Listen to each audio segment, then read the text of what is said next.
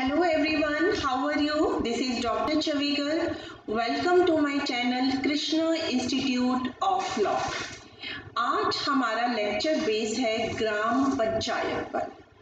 ग्राम पंचायत जो है, जो अर्बन लोकल बॉडीज हैं, उसकी एक इकाई है और ये बहुत इम्पॉर्टेंट होती है क्योंकि जो गांव की डेली की प्रॉब्लम होती है, जो वहाँ की लोकल प्रॉब्लम होती है, उन प्रॉब्लम को दूर करने का काम ये ग्राम पंचायत ही करती है। तो आज के इस वीडियो लेक्चर में हम देखेंगे कि ग्राम पंचायत का गठन कैसे होता है और ग्राम पंचायत के फंक्शन कैसे होते हैं। ये बहुत इम्पॉर्टेंट लेक्चर है और एग्जाम में जरूर पूछा जाता है। देखिए, सबसे पहले हम देखते हैं कि what is the composition of gram panchayat. Gram panchayat का गठन कैसे होता है। देखिए, गांव में जो आपकी समस्याएं होती है उनको सुलझाने के लिए एक कार्यकारिणी बनाई जाती है। उस कार्यकारिणी को ही हम क्या बोलते हैं, ग्राम पंचायत बोलते हैं। तो जो गांव की दिन प्रतिदिन की समस्याएं होती है, जैसे गांव में सफाई की प्रॉब्लम होती है या सिंचाई की उनको प्रॉब्लम होती है, सड़कों की मरम्मत की प्रॉब्लम होती है, स्वास्थ्य की प्रॉब्लम होती है, तो इसको लेके वो कहाँ जाए। गांव के लोग बड़े बड़े मंत्रियों पे तो जा नहीं सकते हैं, ना ही उनमें इतनी जागरूकता होती है। तो अगर एक लोकल बॉडी है तो वो उस लोकल बॉडी पे गांव की आराम से जा सकते हैं और उस लोकल बॉडी में भी जो है गांव के ही लोग होते हैं। तो जब गांव के लोग उनको अपनी प्रॉब्लम बताते हैं तो उन लोगों को समझ में आता है कि इनकी क्या प्रॉब्लम है और हम कितनी जल्दी कितने अच्छे तरीके से इनकी प्रॉब्लम को दूर कर सकते हैं। अगर कोई एसी कमरे में बैठने वाला ऑफिसर है तो उसे कभी भी एक किसान की प्रॉब्लम को जो है वो दिल से समझ ही नहीं पाता। अगर किसानों की प्रॉब्लम को समझना है या गांव के लोगों की प्रॉब्लम को समझना है तो आपको थोड़े दिन गांव में रहना पड़ेगा, तब आपको एक्चुअली पता चलता है कि वो किन समस्याओं से जूझ रहे हैं। तो इसीलिए ग्राम पंचायत में उसी गांव के लोग होते हैं ताकि वो उस गांव की प्रॉब्लम को समझ सके और दूर कर सके। तो इस तरीके से अगर हर ग्राम पंचायत अच्छे से काम करती है तो जिस गांव की जो ग्राम पंचायत होती है वो उस गांव का सुधार बहुत अच्छे से कर सकती है। तो एक तरीके से ग्राम पंचायत आपकी विकास पंचायत भी कह सकते हैं क्योंकि ये गांव के विकास का ही कार्य करती है। अब गांव पंचायत को चलाने के लिए इसमें डिफरेंट जो है अधिकारी गण होते हैं। इसमें 3 मेन है। सबसे पहले है सरपंच। तो गांव के जितने भी वयस्क सदस्य होते हैं, एडल्ट मेंबर होते हैं, वो जो है सरपंच का चुनाव करते हैं और ये जो सरपंच है वो 5 वर्ष के लिए इनका कार्यकाल होता है। सरपंच के नीचे फिर डिप्टी सरपंच आते हैं। तो डिप्टी सरपंच के नीचे वार्ड पंच आते हैं। गांव को डिफरेंट वार्ड में बांटा जाता है तो उनके जो पंच होते हैं उन्हें हम वार्ड पंच बोलते हैं। अब जो वार्ड पंच होते हैं वो अपने वार्ड पंचों में से ही एक को जो है डिप्टी सरपंच चुन लेते हैं। तो इस तरीके से सरपंच होते हैं ग्राम पंचायत में, डिप्टी सरपंच होते हैं और वार्ड पंच होते हैं। अब गांव को चलाने के लिए इन लोगों को आपस में मिलना पड़ता है जिसे हम कहते हैं मीटिंग। तो जो सरपंच होता है वो ग्राम पंचायत की जो है मीटिंग को बुलाता है और इन मीटिंग का वो अध्यक्ष होता है, चेयरपर्सन होता है और इन मीटिंग को महीने में कम से कम एक बार जरूर बुलाना चाहिए। महीने में आप ज़्यादा भी बुला सकते हो लेकिन कम से कम एक बार जरूर बुलाना चाहिए। तो इन मीटिंग में गांव की क्या समस्याएं हैं, हम उन्हें कैसे दूर कर सकते हैं या हम उन गांव के विकास के लिए और क्या क्या काम कर सकते हैं, इन सब चीज़ों का डिसीजन इन मीटिंग में होता है। फिर नेक्स्ट है आपका कोरम। कोरम का मतलब होता है कि जैसे कि आपकी मीटिंग बुलाई गई है, अगर मीटिंग में सिर्फ 2 ही सदस्य आते हैं तो उसका कोई फायदा नहीं होगा। तो मीटिंग की जितनी भी डिटेल है वो वैलिड हो, इसके लिए उसमें कोई कोरम होना चाहिए। कोरम का मतलब है कि किसी भी मीटिंग में मिनिमम कितने सदस्य उसे अटेंड करने चाहिए। तो ग्राम पंचायत के जितने भी सदस्य हैं उसके सदस्यों के 1/8 1/8 सदस्य जो है उस मीटिंग में होने चाहिए, तभी वो मीटिंग जो है वैलिड मानी जाती है।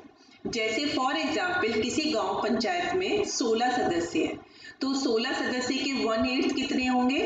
8 ही आएंगे। 8 2 16। तो इसका मतलब 8 सदस्य तो 16 में से जरूर प्रेजेंट होने चाहिए, तभी वो मीटिंग जो है वैलिड मीटिंग मानी जाती है। तो इस तरह से आपने देख लिया कि इसमें ये सरपंच, डिप्टी सरपंच, वार्ड पंच होते हैं और वो गांव के विकास कार्य के लिए डिफरेंट टाइम पे जो है मीटिंग बुलाते हैं। अब ग्राम पंचायत के कार्य क्या होते हैं? आपको मैंने बताया ही है कि ग्राम पंचायत एक तरीके से गांव की विकास पंचायत है।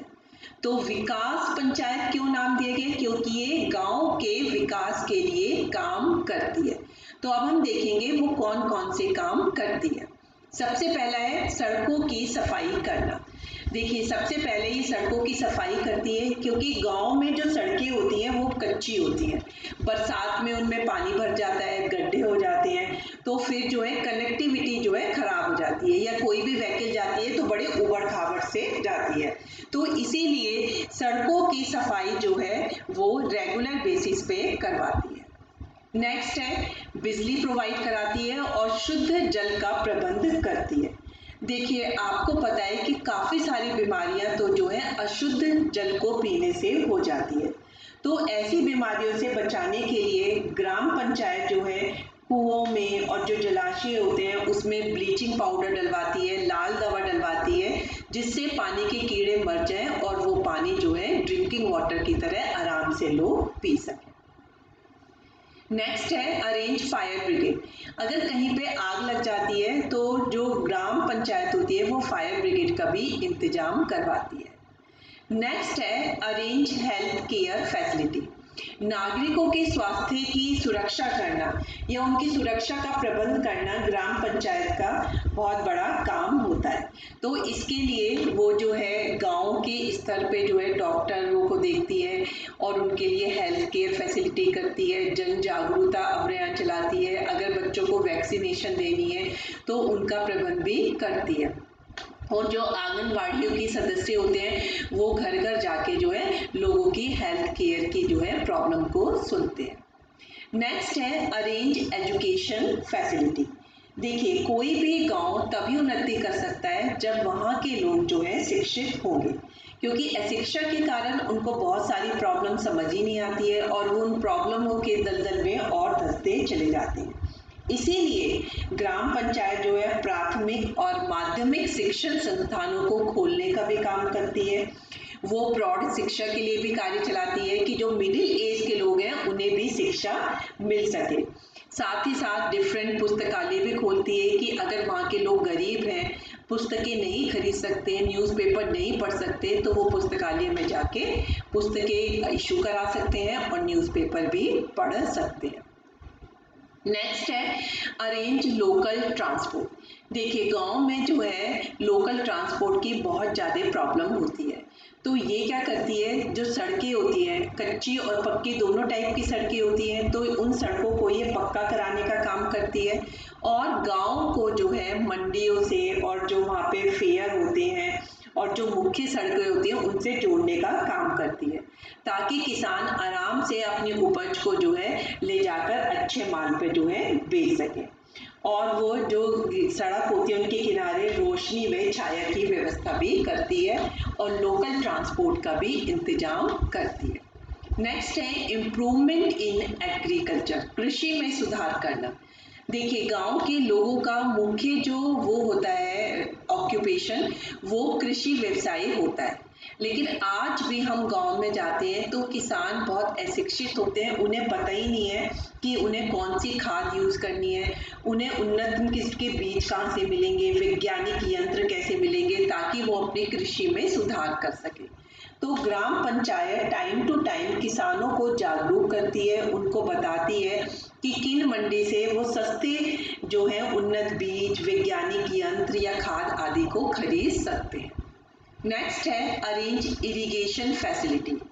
देखिए, आपको पता है कि हमारे देश में 70% लोग जो है कृषि व्यवसाय करते हैं और वो पानी के लिए मानसून पे ही डिपेंड करते हैं। तो जब अच्छी बारिश होती है तो उनकी उपज भी अच्छी होती है, लेकिन बारिश अच्छी नहीं होती तो उनकी उपज भी खराब हो जाती है। तो इसलिए ग्राम पंचायत क्या करती हैं, उनको इरिगेशन की फैसिलिटी कराती हैं। जितने भी गांव में नहर होती हैं, तालाब होते हैं, कुएं होते हैं, उनका मरम्मत करती है ताकि लोगों को वहाँ पे इरिगेशन के लिए काफ़ी पानी मिल सके। और जगह जगह गाँव में ट्यूबवेल लगाती है ताकि जो है किसानों के जो खेत हैं उनको अच्छे से पानी मिल सके, इरिगेशन अच्छे से हो सके और उपज अच्छी। नेक्स्ट है डेवलपमेंट ऑफ कॉटेज इंडस्ट्री। देखिए बहुत से लोग तो कृषि के व्यवसाय में लगे होते हैं, लेकिन कुछ अपने छोटे छोटे कुटीर उद्योग धंधे चलाते हैं, जैसे हैंडीक्राफ्ट का काम करते हैं, लेदर का काम करते हैं, कारपेंटर का वर्क करते हैं। तो जो ग्राम पंचायत होती है वो ऐसे उद्योगों के लिए पानी देती है, उनको बिजली की व्यवस्था कराती है, उनको छोटे छोटे ऋण प्रदान करती है कि आप इस बैंक में जाके जो है कम इंटरेस्ट पे जो है ऋण ले सकते हैं, ताकि वो अपनी छोटी छोटी इंडस्ट्री को इस्टेब्लिश कर सके और जो उनका अनएम्प्लॉयमेंट हो वो दूर हो और गांव के लोगों की इनकम बढ़े। नेक्स्ट है law and order. Gram panchayat law and order भी मेंटेन करती है। गांव में कोई भी अगर आपको लगता है चोर या डाकू आ रहे हैं तो वो स्वयं सेवकों के अपने अपने दल बना देते हैं और वो गांव की गलियों में जो है पहरे देते हैं। इस तरह से वो लॉ एंड ऑर्डर को मेंटेन करने की कोशिश करती है। नेक्स्ट है सॉल्व लिटिगेशन। देखिए गांव में क्या होते हैं, लोग लड़ने वड़ने का भी काम बहुत करते हैं, तो छोटी छोटी चीज़ों पे वो मुकदमेबाजी करने लगते हैं। अगर वो कोर्ट में जाएंगे तो सारा काम वो कोर्ट की डेट में ही लगा देंगे और अपना तो कुछ काम कर नहीं पाएंगे और उसमें उनका पैसा भी बहुत खर्च होगा।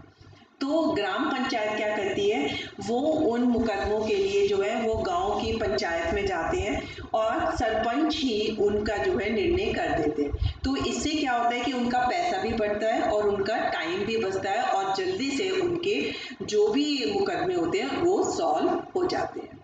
लास्ट है आपका सोशल रिफॉर्म। देखिए गांव के लोग जो है अभी थोड़े कंजर्वेटिव होते हैं, तो वो पुरानी बातों को ज़्यादा मानते हैं।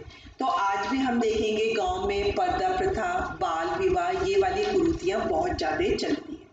तो जो गांव पंचायत के मेंबर होते हैं वो लोगों में जन जागरूकता अभियान चलाते हैं। वो कहते हैं कि लड़कियों को भी उतनी इम्पोर्टेंस देनी चाहिए जितनी कि लड़कों को। तो लड़कियों को पढ़ाने के लिए वो जो है लोगों को जो है वो करते हैं। अनटचेबिलिटी, अस्पृश्यता को खत्म करने की कोशिश करते हैं, पर्दा प्रथा को करते हैं, लोगों को पुनर्विवाह के लिए भी जो है वो करते हैं। तो इस तरीके से ग्राम पंचायत सोशल रिफॉर्म या समाज सुधार में भी बहुत योगदान करती है। तो आपको अब समझ में आ गया होगा कि ग्राम पंचायत कैसे बनी, ग्राम पंचायत को हम विकास पंचायत क्यों कहते हैं, या फिर ग्राम पंचायत गांव में क्या क्या कार्य करती है। तो हमने देखा जो भी लोकल गांव की समस्याएं होती हैं ग्राम पंचायत सबको सॉल्व करने की कोशिश करती है। आई होप कि आपको मेरा ये लेक्चर जरूर पसंद आया होगा। अगर पसंद आया तो इसे शेयर और इसे लाइक जरूर करिए। अगर आप पहली बार देख रहे हैं तो मेरे चैनल को सब्सक्राइब करना मत भूलिए, ताकि आपको जो है जो भी मैं नई वीडियो डालती हूँ उनका नोटिफिकेशन मिल सके। That's all for today lecture. Thank you very much.